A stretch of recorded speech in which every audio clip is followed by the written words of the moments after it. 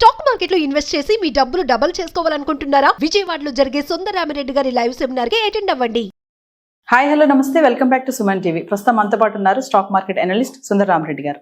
నమస్తే సార్. నమస్తే సార్, ఇండియాలో చూసుకుంటే మ్యూచువల్ ఫండ్స్ ఆల్ టైమ్ హైలో ఉంది. అంటే ఇది ఆగిపోతుందా, కొనసాగుతుందా అంటే ఏం చెప్తారు? ఇది యాక్చువల్గా మన వాళ్ళు అంటే మంత్లీ 25,000 crores దాకా వస్తుందండి ఎస్ఐపి రూపంలో.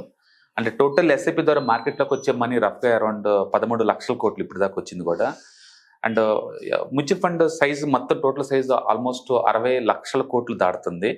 ఆ సైజ్ చూసేసి, ఆ గ్రోత్ చూసేసి ఇక ఇంతటితో ఆగిపోద్దేమో, ఇప్పటికే చాలా ఎక్కువ వచ్చింది అమౌంట్ అలా అనుకుంటారేమో. కానీ బట్ మన జీడిపి గ్రోత్ కంపేర్ చేసుకుంటే మ్యూచువల్ ఫండ్ గ్రోత్ చాలా తక్కువ అండి. వరల్డ్ యావరేజ్ చూసుకున్నా సరే ఇండియా మనకి టోటల్ జీడిపి గ్రోత్ తో పోల్చుకున్నప్పుడు ఈ అసెట్ మేనేజ్మెంట్ చేసే అమౌంట్ సైజ్ ఎంత అంటే 18%. అంటే ఇండియా మ్యూచువల్ ఫండ్ సైజ్ జీడిపితో కంపేర్ చేసుకున్నప్పుడు 18% ఇది. వరల్డ్ యావరేజ్ 65 అండి. అంటే వరల్డ్ యావరేజ్ కూడా మనం రీచ్ అవ్వలేదండి. అదే అమెరికాతో పోల్చుకుంటే అమెరికా 123 అండి. జీడిపితో పోల్చుకున్నప్పుడు ఇది ఇంకా 125% పెడతారు వాళ్ళు ఇన్వెస్ట్మెంట్. అందుకని ఓవరాల్ గా మన దగ్గర ఉన్న డబ్బుతో పోల్చుకుంటే మ్యూచువల్ ఫండ్ లో పెట్టి చాలా తక్కువ అమౌంట్. ఇది స్టార్టింగ్ ఇప్పుడే మనకు ఈక్విటీ కల్చర్ అలవాటైంది పబ్లిక్ కి. వాళ్ళు ఇన్వెస్ట్ చేయడం బిగిన్ చేశారు.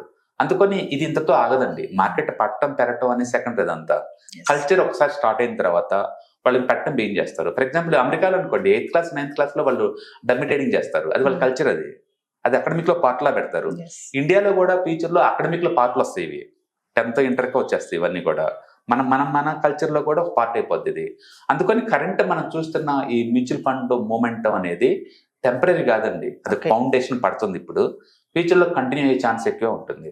ఎందుకంటే వేరే అసెట్ క్లాసులు ఎక్కడ కూడా ఇంత ఫ్లెక్సిబిలిటీ ఉండదు, ఇంత రిటర్న్స్ లేవు, ఇంత డిస్కౌంట్ కూడా రావు, ఇంత ఫ్రీక్వెన్సీ డిస్కౌంట్ కూడా రావు.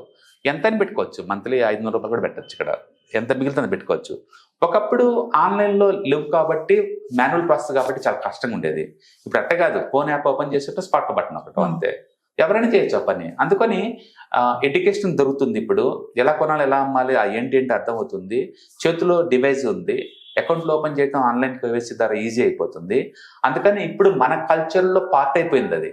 అందుకని ఇక ముందు పట్టం అంటే ఉండదండి, ఇంకా పెరగడమే ఉంటుంది. యాక్చువల్గా FIS ఈ మంత్ అమ్మింది 50,000 కోట్లు అండి. అది కనుక 2-3 years బ్యాక్ కనుక వాళ్ళు అమ్మితే కనుక మార్కెట్ కొలాప్స్ అవుతుంది 10 to 15%. ఇప్పుడు పడలేదు అంటే బికాస్ ఆఫ్ ది ఈ మ్యూచువల్ ఫండ్ కల్చర్ వల్లే.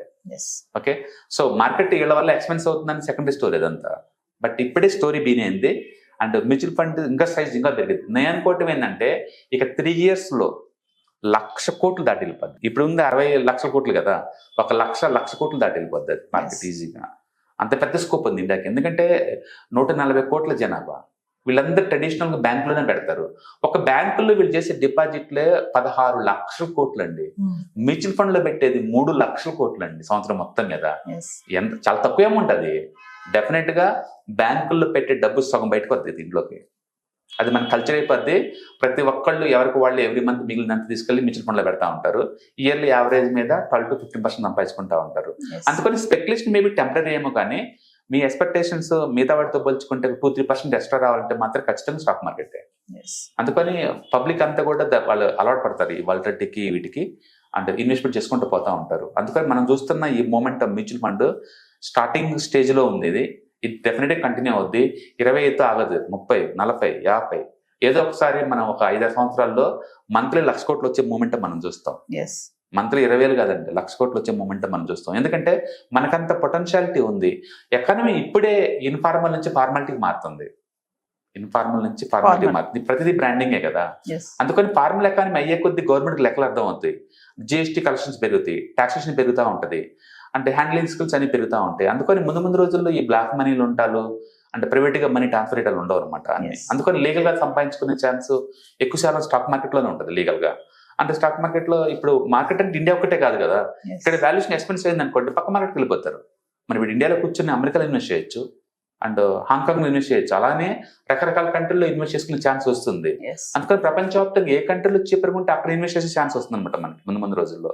అందుకని చాలా వేరియంట్స్, చాలా రకాల ప్రొడక్ట్స్, చాలా కంట్రీలో పెట్టే ఛాన్స్ వస్తుంటుంది ఈ రూట్ లో.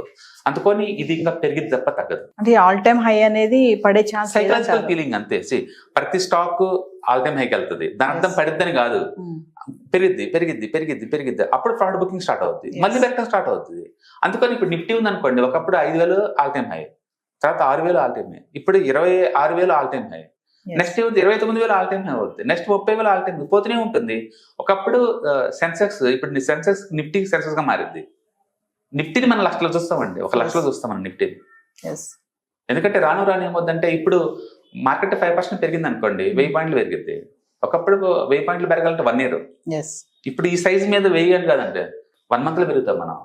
అందుకని ఇప్పుడున్న కండిషన్స్ వేరు, ఎకానమీ చాలా స్ట్రాంగ్ గా ఉంది. హిస్టరీలో ఎప్పుడు ఇండియా ఇంత వైబ్రెంట్ గా, ఇంత స్ట్రాంగ్ గా ఎప్పుడు లేదు.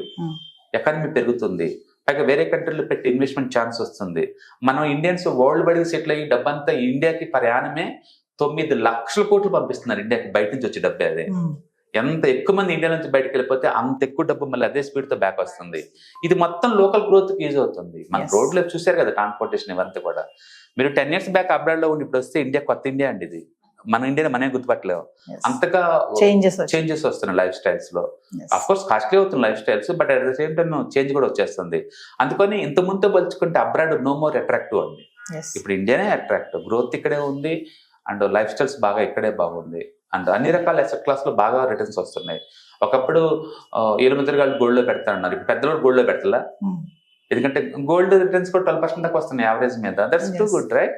మన అమ్మమ్మలు నాన్నమ్మలు పెట్టారు గోల్డ్ ఇన్వెస్ట్మెంట్స్, వాళ్ళు మనకి అంతగా తెలికల్లో కనపడలేదు, బట్ ఇప్పుడు కనపడుతున్నారు అందరూ. వాళ్ళకి అంత నాలెడ్జ్ ఎలా వచ్చిందా వాళ్ళకని. దాని మీనింగ్ ఏంటంటే మన కల్చర్ లోనే ఉంది జీన్స్ అనమాట, సేవింగ్ జీన్స్. అందుకని మన వాళ్ళు రియల్ ఎస్టేట్ లో పెడతారు, బ్యాంకులో పెడతారు, గోల్డ్ లో పెడతారు. ఇప్పటికీ ఇంత మోడర్న్ ఏజ్ లో కూడా ఆ అసెట్స్ కూడా బాగా రిటర్న్స్ వస్తున్నాయి కదా, అన్ని బెస్ట్ అనమాట ఇప్పుడు. అందుకని గ్రోత్ ఇక్కడే ఉంది, జనాభా ఇక్కడే ఉంది, టెక్నాలజీ అన్ని ఇక్కడే ఉన్నాయి by default. Mutual fund culture ఇప్పుడే స్టార్ట్ అయింది, అండ్ ఇప్పుడు మనం చూస్తున్న పీక్ కాదండి, బేస్ చూస్తున్నాం. ఈ బేస్ ఇంతే కంటిన్యూ అయ్యే ఛాన్స్ ఎక్కువ ఉంది, రకరకాల థీమ్స్ వస్తాయి ఇంకా. అందుకని సెబీ వాళ్ళు కూడా రీసెంట్ గా మ్యూచువల్ ఫండ్స్ కి పిఎంఎస్ కి మధ్యలో కొత్త అసెట్ క్లాస్ కూడా పెడుతున్నారు. అది ఎవరికి అంటే కొంచెం రిస్క్ తీసుకునే వాళ్ళకి, డబ్బు ఎక్కువ ఉన్న వాళ్ళకి. అది 10 లక్షలు అనమాట మినిమం. మనం మ్యూచువల్ ఫండ్ లో కనుక 500 పెట్టి ఎలా తీసుకుంటామో అది 10 లక్షలు పెట్టి మినిమం తీసుకోవాలి. అలాగే ఆల్టర్నేటివ్ ఇన్వెస్ట్మెంట్ ఫండ్స్ బోల్డ్ అంతా వచ్చేసినాయి, రియల్ ఎస్టేట్ ఇన్వెస్ట్మెంట్ ట్రస్ట్లు వచ్చేసినాయి. సో కొత్త ప్రొడక్ట్ లాంచ్ చేస్తున్నారు స్టాక్ మార్కెట్ లో. అందుకని ఈ డిజిటల్ ఫార్మేట్ లో అన్ని రకాల అసెట్స్ ఉంటాయి. గోల్డ్ కావాలన్నా డిజిటల్ గా దొరికింది, రియల్ ఎస్టేట్ కావాలన్నా డిజిటల్ గా దొరుకుతాయి, స్టాక్స్ కావాలన్నా డిజిటల్ గా దొరుకుతాయి, డెట్ ఫండ్స్ కావాలన్నా డిజిటల్ గా దొరుకుతాయి, ప్రతిదీ అనమాట. ఎందుకంటే ఫ్యూచర్ లో మన గ్లోబల్ సిటిజన్స్ ఎక్కడ ఎప్పుడు ఎలా సెటిల్ అవుతావు మనకే తెలియదు, అండ్ ఫిజికల్ అసెట్స్ క్యారీ చేయలేము. అందుకని మోడర్న్ పబ్లిక్ కి మోడర్న్ అసెట్స్ అనమాట. ఇది మ్యూచువల్ ఫండ్ ఫార్మేట్ లో ఈజీ దొరుకుతుంది అనమాట. అందుకని mutual funds here to stay. And మనం చూసేది బబుల్ కాదండి, స్టేబుల్ అది, అండ్ కంటిన్యూ అవుతుంది గ్రోత్. అంటే సార్ మ్యూచువల్ ఫండ్ లో ఇన్వెస్ట్ చేసే వాళ్ళ సంఖ్య పెరుగుతుంది అని అంటారా? అవును, డెఫినెట్ గా. ఎందుకంటే నెంబర్స్ అవే చెప్తున్నాయి. మ్యూచువల్ ఫండ్ లోకి వచ్చే అమౌంట్ పెరుగుతుంది, మ్యూచువల్ ఫండ్ అకౌంట్లు పెరుగుతున్నాయి. మొత్తం 17 కోట్ల మందికి డిమాట్ అకౌంట్లు ఉన్నాయి ఇప్పుడు ఇండియాలో. యూనిక్ డిమాట్ అకౌంట్ లో ఉన్న సంఖ్య లాస్ట్ మంత్ 17 కోట్లు అనమాట. 17 కోట్ల మంది. అందులో ఎస్ఐపి ద్వారా మ్యూచువల్ ఫండ్ లో పెట్టే వాళ్ళే 9 కోట్ల మంది ఉన్నారు. ఎస్ఐపిల ద్వారా మంత్లీ కొంచెం పెట్టేవాళ్ళు. ఆ సంఖ్య పెరగడం తప్ప తగ్గటాలు ఏమి ఉండదు. అప్ అండ్ డౌన్ అవ్వచ్చేమో కానీ గ్రోత్ మాత్రం ఆగదు. ఒక్కసారి వీటికి అలవాటు పడినప్పుడు ఇది ఈజీ అనమాట, 3rd person తో పని లేకుండా. హాయ్. మొట్టమొదటిసారిగా మన విజయవాడలో క్లాస్ రూమ్ ట్రైనింగ్ అండి, 1 day క్లాస్ రూమ్ ఎన్విరాన్మెంట్ లో ఆఫ్లైన్ వెబినార్ జరగబోతుంది.